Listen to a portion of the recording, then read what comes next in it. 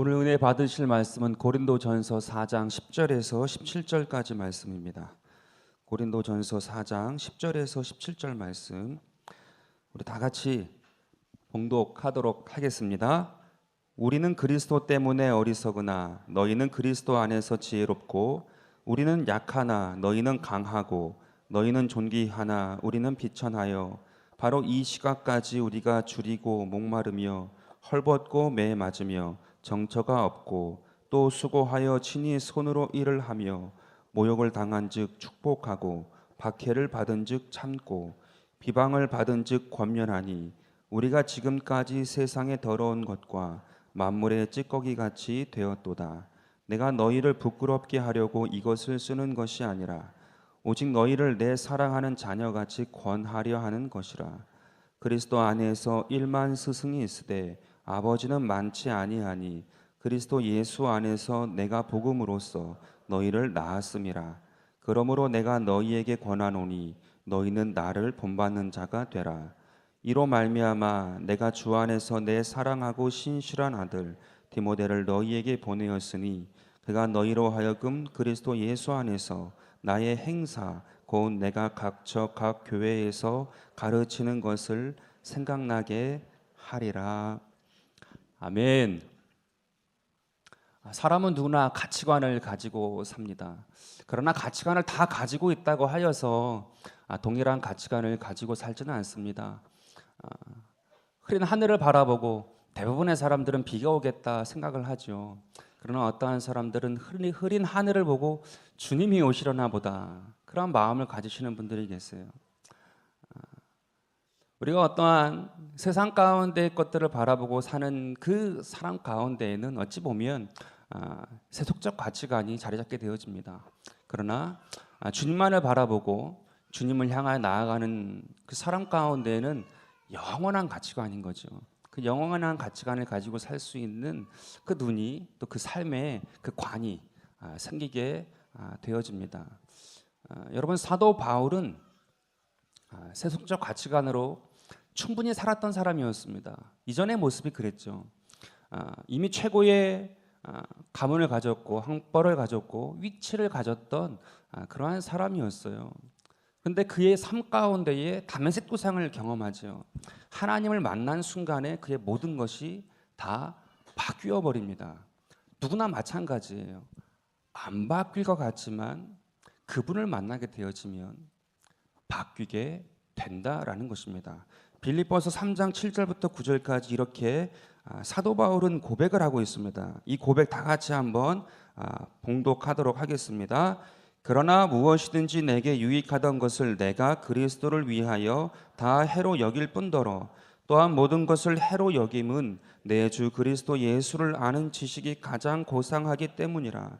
내가 그를 위하여 모든 것을 잃어버리고 배설물로 여김은 그리스도를 얻고 그 안에서 발견되려 함이니 내가 가진 의는 율법에서 난 것이 아니요 오직 그리스도를 믿음으로 말미암은 것이니 곧 믿음으로 하나님께로부터 난 의라.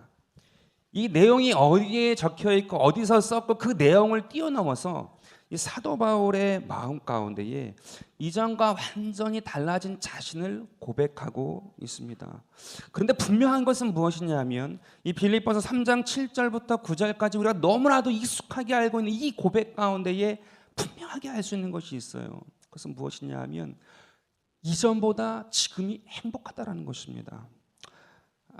우리는 종종요 공허와 또 무의미, 고난 가운데에 거하기도 하지만 공허와 무의미를 또 경험하게 되어집니다. 분명 이전보다 가진 것도 많은 것 같고 이룬 것도 많은 것 같고 또 자랑할 것도 많은 것 같은데 행복하지 않을 때가 많이 있어요. 바닷물을 마신 것 같이 끊임없는 목마름 가운데 우리가 처한 모습을 스스로 볼 때가 있다라는 거죠. 근데 오늘 말씀 가운데 이 본문 말씀 가운데에 의하면 사도 바울은 이전보다 더 가진 것 같지 않고 더 이룬 것 같지 않고 더 자랑할 것이 없는 것 같은데 행복하다라는 것이에요. 이 비결이 무엇인가? 사도 바울은 이전보다 더 많은 것을 잃은 것 같고 갖지 못한 것 같고 이루지 못한 것 같지만 생명의 근원 되신 예수 그리스도를 가졌다라는 것입니다. 그러할 때 가장 행복한 사람이 되었고 누구에게나 말할 수 있는 사람이 되었고 누구에게나 자신을 오픈할 수 있는 그러한 사람이 되었다라고 고백하고 있는 것이에요. 오늘 여러분들의 삶 가운데 그 주님을 경험하게 되시길 간절히 바라겠습니다. 거기에 행복이 있거든요. 거기에 예수 그리스도로 말미암은 기쁨이 있는 것입니다. 오늘 사도 바울이 경험한 그 은혜가, 그 행복이 오늘 우리의 삶 가운데에 이루어지는 복된 시간 되기를 간절히 바라겠습니다. 그렇다고 하면 가치관이 바뀐 영원한 가치관으로 살게 되어진 이 사도 바울의 삶의 고백이 있는데 그러한 삶의 모습은 무엇일까? 첫 번째로는 주변이 있는 인생이 되었다라는 것입니다. 가치관이 바뀌게 되어지면 자기만을 채우려고 했던 그러한 삶에서 주변을 채우는 삶이 되어집니다. 사도 바울은 자신만을 채웠던 사람이었지만 성령으로 거듭나서 완전한 영원한 세계관, 그러한 은혜 가운데 들어갔을 때에 주변을 채우기 시작하더라라는 것입니다. 고린도전서 4장 10절부터 13절에 이렇게 고백합니다. 우리는 그리스도 때문에 어리석으나 너희는 그리스도 안에서 지혜롭고 우리는 약하나 너희는 강하고 너희는 존귀하나 우리는 비천하여 바로 이 시간까지 우리가 줄이고 목마르며 헐벗고 매맞으며 정처가 없고 또 수고하여 친히 손으로 일을 하며 모욕을 당한즉 축복하고 박해를 받은즉 참고 비방을 받은즉 권면하니 우리가 지금까지 세상의 더러운 것과 만물의 찌꺼기 같이 되었다라고 고백하고 있어요. 여러분, 사도 바울이 세상의 더러운 것과 만물의 찌꺼기 같이 됐다라는 것은 자신을 채운 것이 아닙니다. 자신을 채우고자 하는 사람 가운데는 자기를 만물의 찌꺼기 같이 되었다라고 표현하지 않아요. 주변을 채운 것이었어요. 빛이 어둠을 채우듯이 교회를 채웠고 성도를 채웠던 그 마음 가운데에, 그 사람 가운데에 고백할 수 있는 그러한 멋진 고백이었다라는 것이죠. 고린도 교회는 이 사실을 잊지 말라. 내가 너희를 부끄럽게 하려고 이 말을 하는 것이 아니다. 이 사실을 잊지 말고 주변을 채우고 주변을 살리는 그러한 사람이 되기를 원했던 것입니다. 예수님은 마가복음 10장 45절에서 주님의 가치관을 정확하게 말씀하세요. 마가복음 10장 45절인데요. 인자가 온 것은 섬김을 받으려 함이 아니라 도리어 섬기려 하고 자기 목숨을 많은 사람의 대속물로 주려 함이니라. 예수님께서 섬기심으로 말미암아 죽음으로 그 주변을 채우심으로 말미암아 주변이 다 살아났다라는 거예요. 예수님은 죽었지만 그 주변이 다 살아나고 얻게 되어지는 영광을 누리게 되었다라고 주님께서 고백하고 있는 장면입니다. 여러분, 금요일 날도 말씀하셨어요. 사도 바울이 신약 성경의 절반 이상 13권을 기록했고 히브리서까지 하게 되어지면 14권이니까 총 27권에서 절반 이상이 사도 바울이 기록한 책이다라고 금요일에도 말씀해 주셨거든요. 여러분, 왜 사도 바울의 서신, 그 당시에는 서신으로 왕래했단 말이에요. 지금처럼 핸드폰을 쓴 게 아니고 그 수만 수천 많은 그 서신 가운데 왜 유독 이 사도 바울의 서신을 주님께서는 남기시고 그걸 신약 성경의 정경으로 받아들이셨을까? 그 이유는 딴 데 있지 않아요. 사도 바울이 예수 그리스도를 가장 닮았기 때문에 그래요. 예수 그리스도를 가장 닮았기 때문에 그의 기록, 그의 내용들을 남기셨던 것이거든요. 이 사도 바울의 삶은 이전과 이후로 정확하게 나누어집니다. 이전의 삶은 어땠습니까? 피라미드죠. 피라미드의 정점에 있던 사람이 사도 바울이에요. 세속적 가치관으로 바라볼 때 누구나 원했던 그 정점에 있던 사람이 바로 사도 바울이거든요. 사도행전 7장에 보게 되어지면 그것을 명확하게 예측할 수 있는 내용이 있습니다. 스데반 집사를 죽이려고 하는 그 순교의 현장 가운데에 청년 사울이라고 기록을 해요. 젊은 사울을 기록해 놨습니다. 그런데 그 앞에 사도 바울을 죽이려고 하는 증인들이 겉옷을 벗어서 놓았다라고 하고 있어요. 청년이었음에도 불구하고 그 당시에도 청년, 지금도 그렇지만 그 당시엔 더 그렇죠. 청년을 더 인정하거나 더 세우는 그런 분위기는 아닙니다. 근데 그 청년 사울 앞에 겉옷을, 재산인 겉옷을 벗어두었다라는 것은 그의 권위를 인정한 거예요. 근데 그들이 겉옷을 벗은 이유는 스데반을 죽이기 편하기 위하여서 벗은 거거든요. 걸치적거리는 겉옷을 벗은 것입니다. 근데 그때의 그 돌팔매로 죽이는 형벌이 어떠한 것이냐 하면, 우리가 영화라든지 상상을 통해서 보면 저 멀리 있는 사람을 이렇게 짱돌을 던져가지고 맞춰가지고 죽이는 걸 생각할 때가 많아요. 근데 그것이 아니고 주석을 보게 되어지면 커다란 돌을 죽이려고 하는 사람의 뒤 머리채를 휘어 감고 머리를 찍는다고 합니다. 첫 번째 증인은 그렇게 그 사람을 가격을 한대요. 뒷 머리채를 휘어 감고 머리통을 큰 돌로 찍습니다. 두 번째 증인은 큰 돌로 가슴팍을 찍어가지고 실신시킨 다음에 죽을 때까지 돌을 내려 던지는 거예요. 그래서 완전히 죽이는 게 이 스데반이 돌팔매로 죽는 그 현장이었거든요. 이 청년, 이 바울이죠. 이 사울이 그걸 감독관처럼 팔짱을 끼고 그들의 재산을, 그 거두신 재산을 관리하고 그거를 감독하고 있는 거예요. 이미 청년 사울은 관리와 감독관으로서의 그 위치가 있던 사람이었던 거죠. 주변에 누구도 필요 없어요.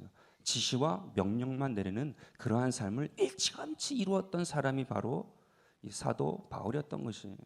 다메섹 도상에서 예수 그리스도를 만난 다음에 그 내용이 사도행전 9장에 나오는데 굉장히 내용이 재밌습니다. 어떠한 내용이 재밌는가 하면 7장에서는 그 청년 사울이 관리와 감독관으로 명령과 지시만 내리는 그러한 사람으로 묘사가 돼요. 근데 9장 가운데는 어떻게 되어지는가 하면 다메섹에서 예수 그리스도를 환상 가운데 그 정오의 빛같이 만난 다음에 눈이 멀어버리잖아요.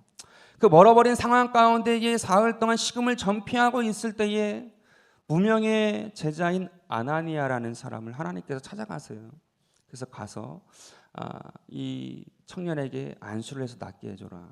근데 그 아나니아가 고백하잖아요. 그는 우리를 죽이려고 왔던 사람이기 때문에 안 됩니다 라고 거절합니다. 근데 그는 나의 택한 그릇이다라고 이미 하나님께서 귀하게 쓰실 사람이라고 아나니아에게부터 이야기를 하세요. 그는 이미 하나님께서 귀하게 쓰실 사람이었다라는 거죠. 그러면 하나님께서 그냥 낫게 하실 수 있어요. 근데 굳이 그 무명의 한 제자, 특별히 내용을 보게 되어지면 청년 사울이잖아요. 노인이었던 아나니아를 예상할 수가 있어요. 나이가 많은. 왜냐하면 그 이후에 이 아나니아의 기록은 전혀 없습니다. 이 청년 사울의 눈을 뜨게 한 이후에 이 아나니아의 기록은 없어요. 예상할 수 있죠. 나이가 많으셨기 때문에 돌아가셨을 수가 있는 거예요.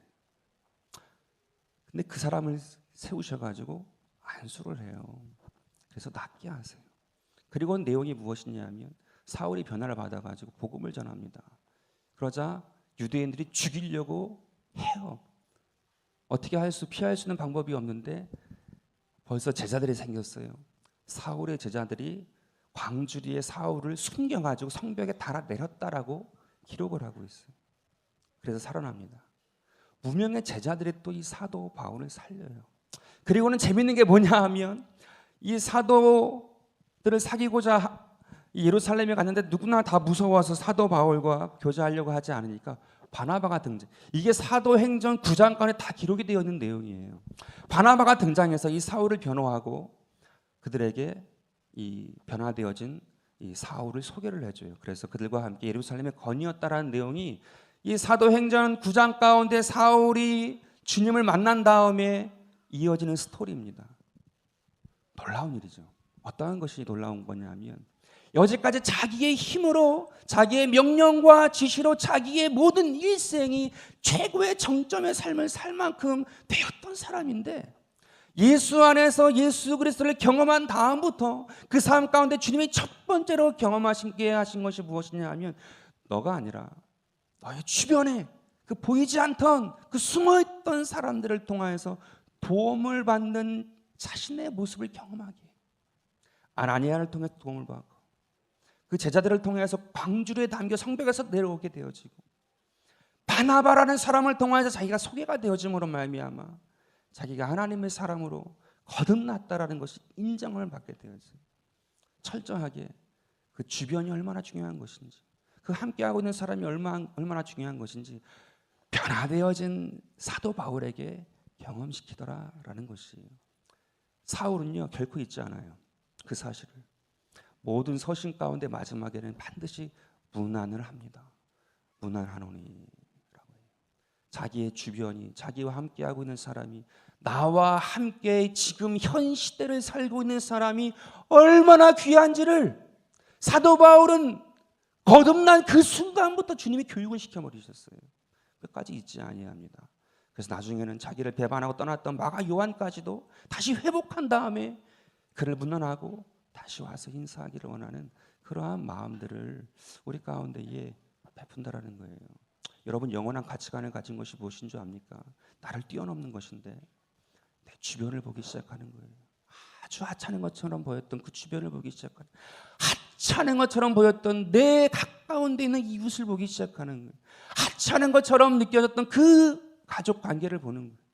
하찮은 것 같았던 내 지역의 식구들을 보기 시작하는 것이고, 아픈 사람을 보기 시작하는 것입니다. 그럴 때에 거기에 그리스도 예수의 생명과 은혜가 나타나기 시작했던 것이에요. 제가 청년을 경험을 했잖아요. 이 주변이 중요하다라는 것이 여러 가지 우리 삶 가운데 기준을 삼아줄 수가 있어요. 지금 벌써 3월 달이에요. 청년국 보니까 벌써 티 맞추고 막 이렇게 스텝팀 막 606 해가지고 이제 6월 6일 날 이제 한다고 막 하는 것 같아요. 제가 카리스도 있었고 케메도 있었다고 얘기 들었잖아요. 카리스에 있을 때는 3월 달 막 티 맞춰 있고 막 하고 막 한다 하더라도 다시 운동합니다. 그러다가 한 2주 정도 나오면 이제 좀 해야지 하고 돈 다 풀어가지고 티 다 사고 막 한꺼번에 다 해버려요. 이제 경제력이 있으니까. 그런가 보다. 행사는 그렇지. 행사는 행사지. 이들에게 무슨 의미가 있는, 너희들이 맞다. 카리스에 있을 때는 막 그랬단 말이에요. 근데 캠에 갔더니 20대 초반이잖아요, 대학생들. 이 606으로 인생이 바뀌는 거예요. 막 너무 기대하고 막, 야, 우리 내년에 606 없어질 수도 있대 이렇게 얘기하니까, 목사님 606 없어지면 안 돼요 막 그러는 거예요. 야, 이 차이가 뭐냐? 얘네들은 막 606 때문에 막 그러는데 여기는 뭐 해도 그만이고 안 해도 그만이 왜 또 하는지, 그 차이가 뭐냐? 제가 막 속으로 막 그 생각을 했던 적이 있어요. 그랬더니 그런 거 같아요. 틀린 게 아니고요. 카리스쯤 되어진 그 인생의 삶 가운데에는 그 한 번의 행사가 이미 자기의 삶 가운데에 많은 하나님과의 관계가 있을 수도 있고, 자기 삶이 이미 어느 정도 안정화되어 있어요.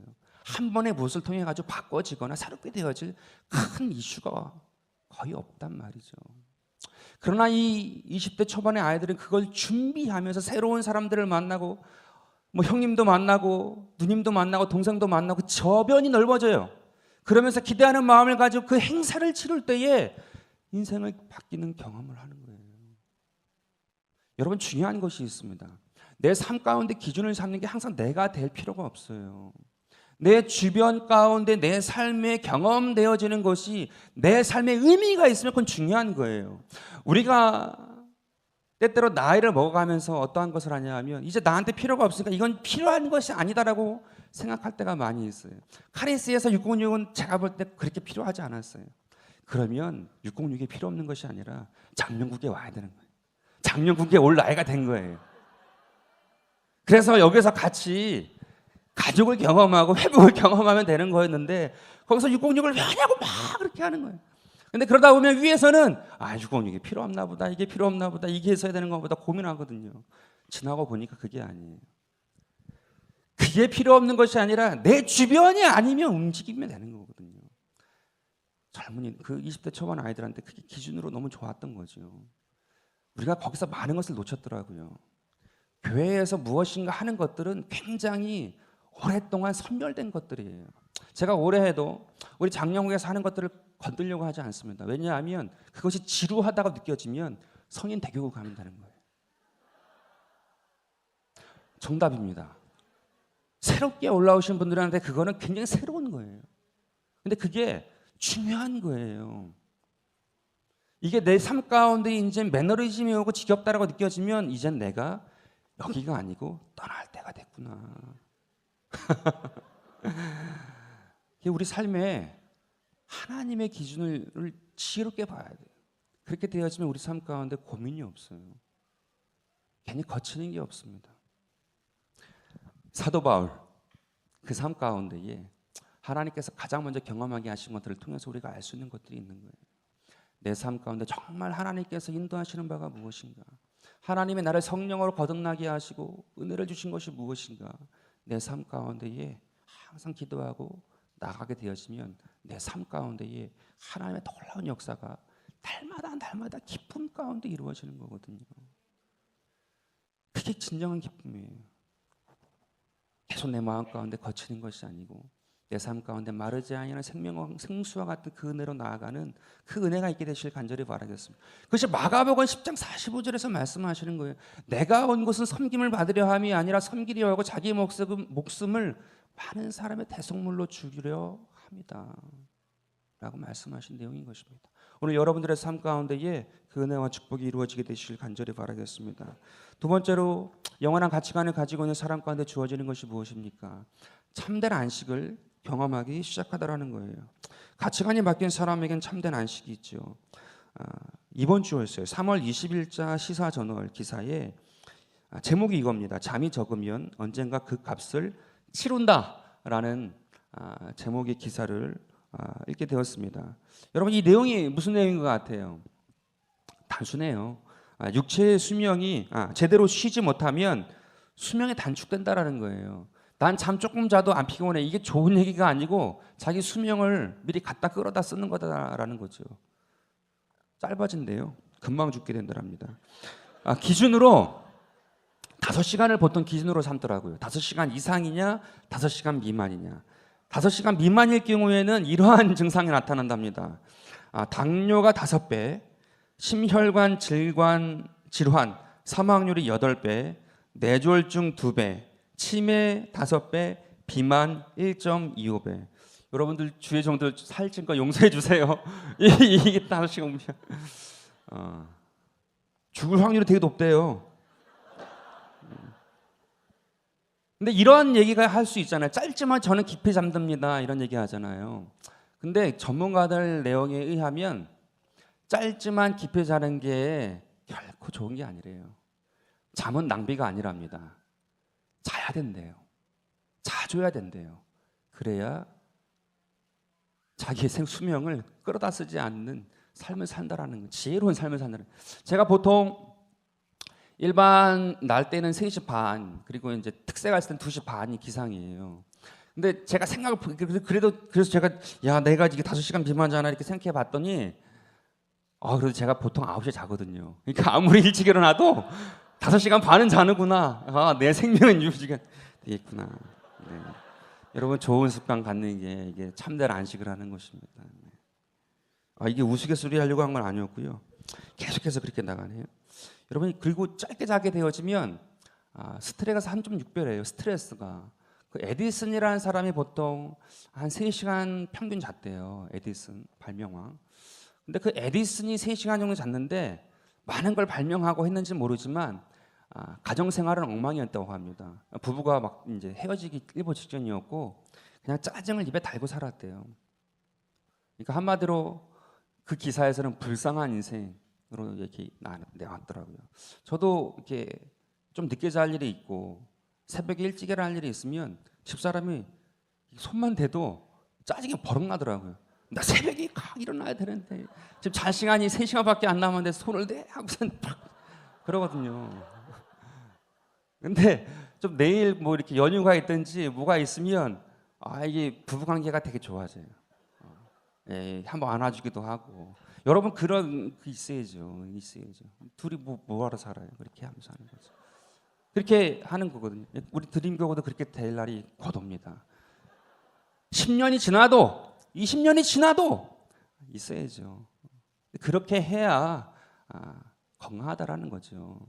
참된 안식을 얻게 되더라는 거예요. 짜증이 입에 붙어버리면 잠자는 시간이 길어도 손만 대도 싫은 거예요. 그러나 내 마음 가운데에 안식을 가져야죠. 오늘은 내가 조금 덜 자는 상황이 있다 할지라도 내일은 쉴 수 있다라는 위로가 있으면 좀 손 대도 그렇지 않잖아요. 그런 위로가 있어야 되는 거예요. 여러분, 육체의 수명이 그렇다면 어떻습니까? 영혼의 수명은 어떻겠어요? 영혼도 마찬가지거든요. 고린도전서 4장 15절부터 16절입니다. 그리스도 안에서 1만 스승이 있으되 아버지는 많지 아니하니 그리스도 예수 안에서 내가 복음으로써 너희를 낳았음이라. 그러므로 내가 너희에게 권하노니 너희는 나를 본받는 자가 되라. 사도 바울이 자신이 고린도 교회의 아버지라고 얘기하죠. 사생아와 같았다고 자기를 표현해요. 사생아와 같았던 자신이 하나님의 자녀가 된 것처럼 자신이 예수의 복음 안에서 고린도 교회를 낳았다라고 이야기를 하고 있는 것입니다. 이게 무슨 의미인가? 이것은 교회가 욕구를 채우는 곳이 아니다라는 거예요. 세상의 욕구를 채우는 것이 아니라 성령으로 하나 되어서 참된 안식을 누리는 곳이다. 너희들이 모인 곳, 너희들이 함께하고 있는 이 고린도 교회를 내가 낳았는데, 또 너희들은 내가 낳은 성도들인데, 내가 낳았다라고 하는 그 이유, 그 표현을 하는 이유는 참된 안식을 얻으라는 거예요. 아버지가 있다라는 거거든요. 방패가 있다라는 것이고, 너희 시작이 있다라는 것이고, 너가 고민될 때, 위로를 받고자 할 때 갈 곳이 있다라는 거예요. 참된 안식이 있다라는 것을 이 고린도 교회야 좀 깨달아라고 이 사도 바울이 이야기를 하고 있는 거죠. 여러분, 성경 가운데 스트레스가 가장 많이 기록된 인물이 누구일까요? 제가 쭉 한번 묵상하고 한번 살펴봤더니 야곱을 뛰어넘을 수 있는 사람이 없어요. 야곱의 이름 자체가 발꿈치를 붙잡았다 그런 뜻이잖아요.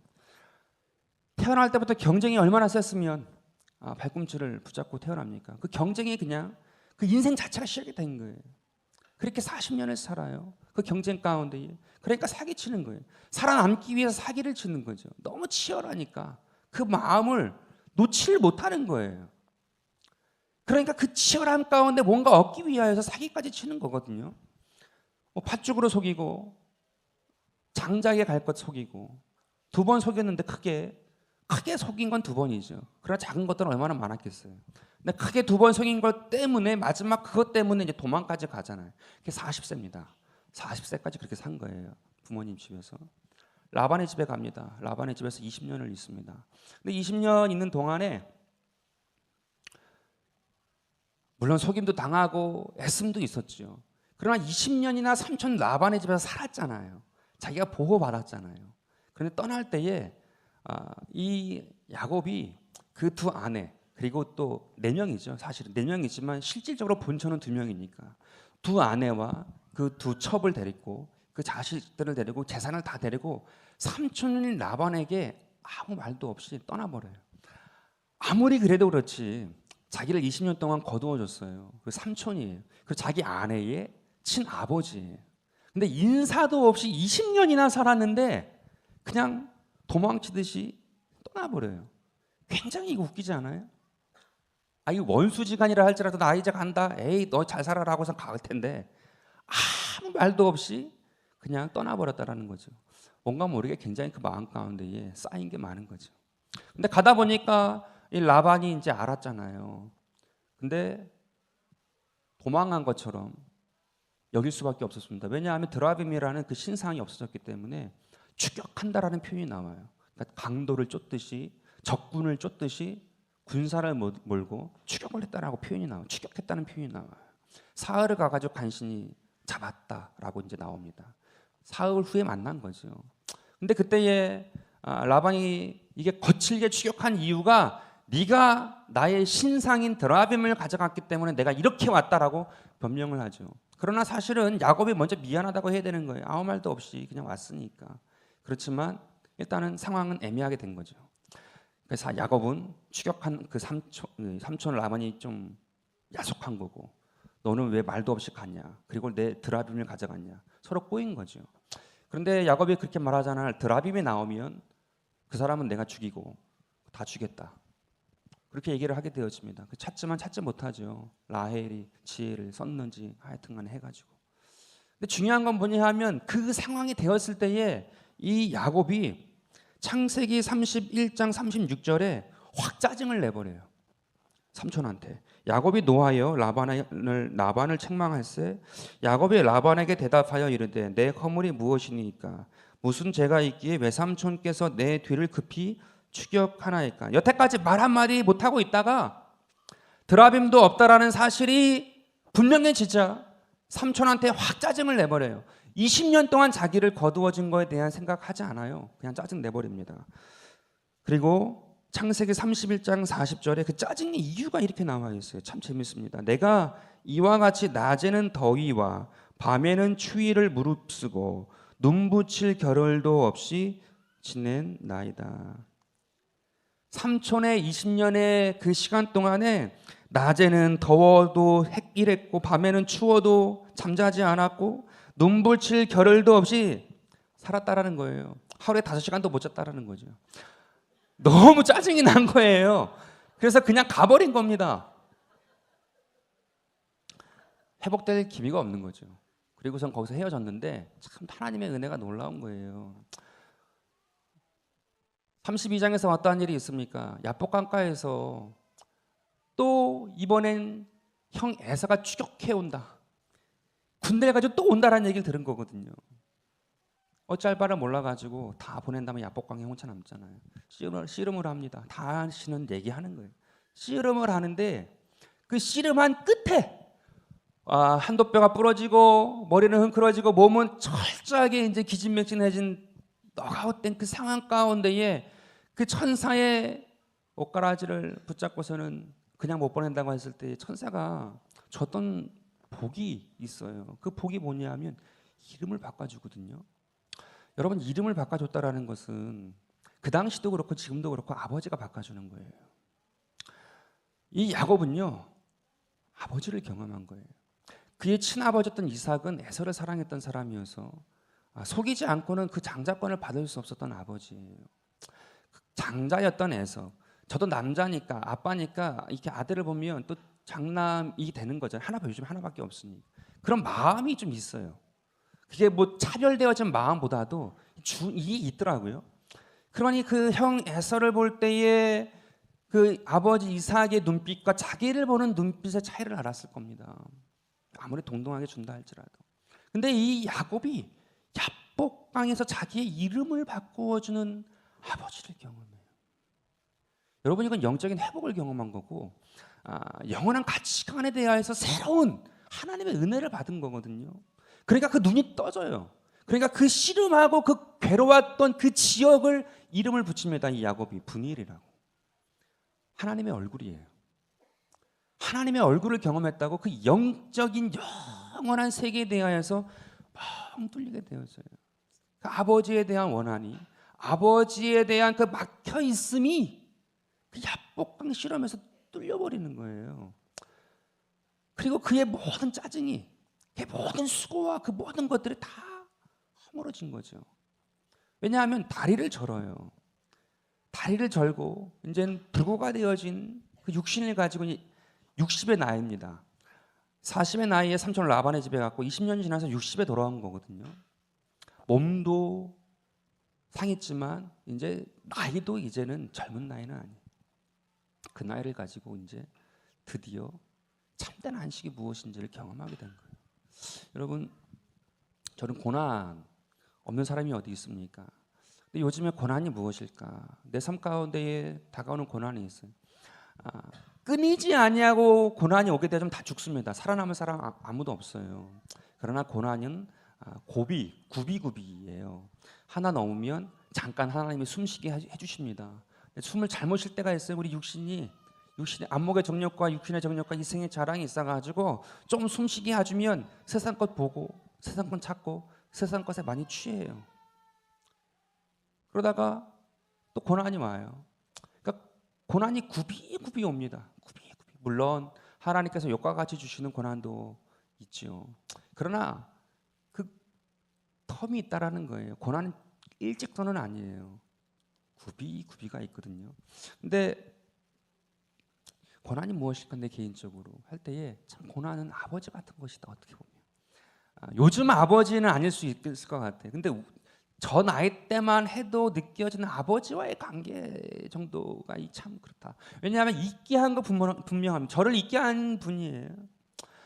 그리고 우리가 어느 정도 나이를 들게 되어지면 그 아버지의 인생을 이해하니까 가까이 할 수 있는 그러한 정도의 관계는 만들어요. 그러나 친하지는 않아요. 희한하게. 이해는 되고 그렇게 살 수밖에 없는 시대적인 환경과 그 삶의 어려움은 다 마음 가운데에 있겠는데 친하지는 않아요. 근데 고난이 그런 것 같아요. 고난을 통해서 우리가 축복이 온다는 거 너무나도 많이 들어서 알고 있어요. 또 이 고난 때문에 내가 성장하고 성숙한다는 거 너무나도 많이 알고 있어요. 그런데 힘들어요. 오래 같이 있으면 죽어버릴 것 같은 거죠. 근데 거기에서 그곳에서 나를 찾고 나의 생명을 찾고 나의 의미를 찾고 나의 가치를 찾을 수 있어요. 그것을 뛰어넘지 못하면, 그 고난을 뛰어넘지 못하면, 그 관계를 뛰어넘지 못하면 결코 나를 발견하지 못해요. 야곱은 야복강에서 그걸 뛰어넘은 거죠. 그 씨름은 우리 삶 가운데 그것을 극복하기 위한, 또 그것을 기도로 응답받기 위한 주님과의 씨름이에요. 포기하지 아니하면, 중도에 멈추지 아니하면, 그것을 놓고 내가 끝까지 기도하고 간구하여 나아가면 주님께서는 바꾸어 주시는 거예요. 환도뼈가 부러지면 좀 어떻습니까? 내 삶에 좀 위골이 되어지면 어떻습니까? 영원한 것을 얻었는데, 참 안식을 얻었는데 비교할 수 없다는 거예요. 비교할 수 없다는, 두려움이 있죠. 정말 그럴까? 정말 그렇게 될까? 두려움은 있는데 성경이 말씀하고 하나님의 백성들이 증언하고 하나님으로 말미암아 경험되어진 간증자들의 모든 간증은 그렇다라는 거예요. 참된 안식과 참된 모든 것이 있다라는 거예요. 네가 그 삶의 주인공이 되라고 주님은 오늘도 우리 가운데 이야기하고 계십니다. 오늘 제가 여러분에게 이야기하는 것도 여러분이 이야기만 듣는 청취자로 끝나는 것이 아니라 삶의 주인공이 되라고 얘기하는 거거든요. 그 주인공이 되라는 것입니다. 있다라는 거예요. 그것을 뛰어넘어서 참된 안식을 얻고 하나님의 은혜를 경험하는 사람이 영원한 가치관을 소유한 사람이 되는 거예요. 그 구비구비를 넘다 보면 이제는 감이 오잖아요. 이제는 영혼의 노하우가 생겨요. 크게 흔들리지 않고 크게 좌지우지 되지 아니함에도 그 구비를 넘어갑니다. 견고해지고 살립니다. 다른 사람을 업고 갑니다. 다른 사람을 밀어주고 갑니다. 여러분들이 그러한 하나님의 귀한 믿음의 거부가 되기를 간절히 바라겠습니다. 그게 거부예요. 사실은 성경이 말하는 그게 진정한 거부거든요. 그 사람 가운데는 하나님이 채우시고 채우시는 거예요. 없다고 말하면 주시고요. 필요하다고 말씀하시면 사람을 보내시고요. 하나님께서 하시는 그 놀라운 그 세계 가운데에 들어가길 원하시는 거거든요. 이 영원한 가치관을 가지고 있는 삶이. 그러니까 사도 바울이 너무 행복하다는 거예요. 이전에 자기 스스로 애써서 올라갔다고, 피라미드의 정점에 섰다고 고백해도 그것은 불안한데, 없는 것 같고 내세울 거 없는 것 같은 그런 삶인데도 맨날 있거든요. 그게 진정한 거 아니니? 이렇게 얘기하고 있는 거예요. 고린도 교회야, 그것을 경험해라. 그것이 바로 영원한 가치관을 소유하게 되어진 이 아버지와 같은 사도 바울의 그런 외침이었던 것입니다. 오늘 여러분 삶 가운데 그런 은혜가 있게 되시길 간절히 바라겠습니다. 세 번째인데요, 영원한 가치관을 가진 사람은 어떠한 사람입니까? 끝나지 않은 행복 이야기가 있는 사람이에요. 영원한 가치관을 가진 사람에게는 끝없이 주어도 마르지 않는 충만이 있다는 거죠. 고린도전서 4장 17절에 이렇게 이야기합니다. 이로 말미암아 내가 주 안에서 내 사랑하고 신실한 아들 디모데를 너희에게 보내었으니 그가 너희로 하여금 그리스도 예수 안에서 나의 행사 곧 내가 각 교회에서 가르치는 것을 생각나게 하리라.